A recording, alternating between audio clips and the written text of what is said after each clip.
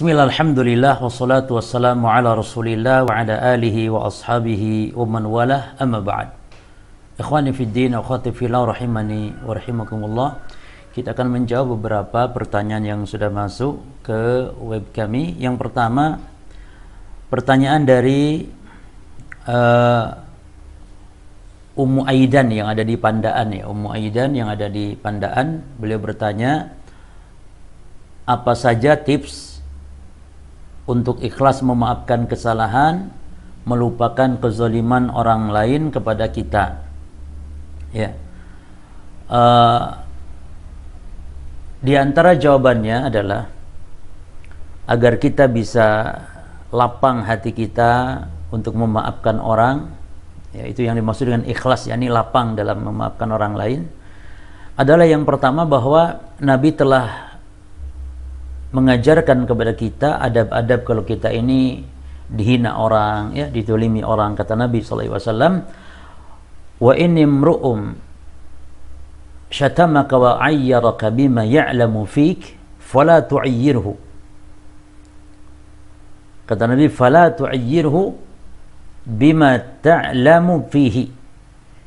Ya, apabila ada orang yang syatamaka, yang menghinamu, wa ayyaraka, dan juga memperlakukanmu, ya, bima ya'lamu fik, terhadap apa yang dia tahu tentang dirimu, maka kata Nabi, fala tu'ayyirhu bima ta'lamu fi, maka jangan kau balas, engkau pun juga mempermalukan dia apa yang kau ketahui tentang dia, jangan, kata Nabi. Fa innama wabalu dzalika alaih, karena akibat buruk itu biarlah akan kembali kepadanya, kata Nabi.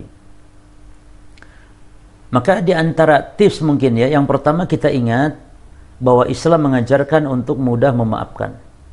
Karena apa? Karena Allah pun akan mudah memaafkan kepada hamba yang memang gampang memaafkan orang lain. Ya, itu yang pertama.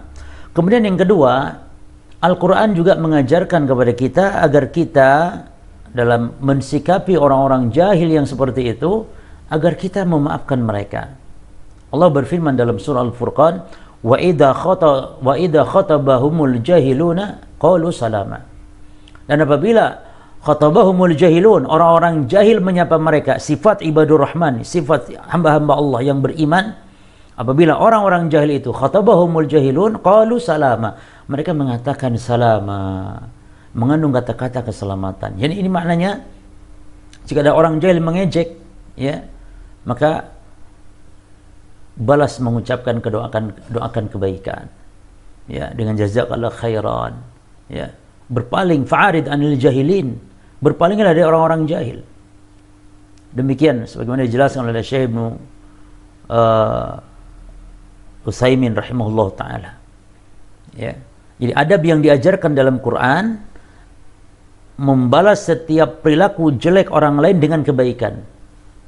Juga Allah berfirman tentang bagaimana kalau ada orang jahat berbuat kepada kita, justru Allah mengatakan idfa billati hiya ahsan. Kata Allah, cegah, tolaklah kejahatan itu dengan cara yang lebih baik. Orang yang musuh sehebat apapun, nanti kalau kita cegah, tolak dengan kebaikan, maka Allah ibaratkan ka'annahu waliyul hamim, ka'annahu waliyun hamim, dia seolah-olah nanti akan menjadi teman yang setia, ya. Jadi Al-Quran pun mengajarkan demikian. Maka juga Allah berfirman, faman 'afa wa aslaha fa ajruhu 'ala Allah. Maka siapa yang memaafkan dan berbuat baik, maka fa ajruhu 'ala Allah, maka pahalanya di sisi Allah Subhanahu wa taala. Maka yang kedua, tips dalam kita lapang dalam memaafkan orang lain, bahwa inilah juga yang diajarkan oleh Al-Quran, memaafkan orang lain, menolak kejahatan orang dengan berbuat kebaikan. Kirim makanan orang yang telah menghina kita, kirim, subhanallah, kirim makanan, kirim hadiah-hadiah, ya. Dan juga tips yang ketiga, ingat orang yang berbuat zalim kepada kita, hakikatnya dia telah memberikan pahala-pahalanya kepada kita, dan dosa-dosa kita akan diberikan kepadanya. Itulah hakikat orang yang bangkrut, al-muflis, orang yang bangkrut. Jadi orang yang di akhirat bawa amal soleh banyak, namun banyak kedoliman kepada orang, sehingga amal solehnya dibayarkan buat menebus kedoliman yang belum dibebaskan ketika di dunia, belum minta pembebasan di dunia.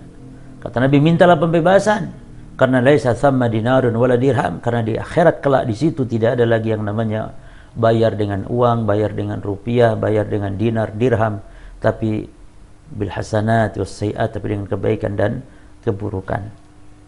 Maka inilah beberapa poin agar hati kita lapang dalam memaafkan orang lain. Jadi karena memang ajaran Islam mengajarkan untuk memaafkan. Yang kedua, memang demikian yang diperintah oleh Nabi, diperintah oleh Allah dalam Al-Quran. Dan demikian dahsyatnya keutamaan orang yang memaafkan. Ya. Demikian pula orang yang berbuat zalim kepada kita, hakikatnya dia telah memberikan kebaikan-kebaikannya kepada kita. Demikian mungkin yang bisa dijawab, semoga bermanfaat. Wallahu ta'ala alam.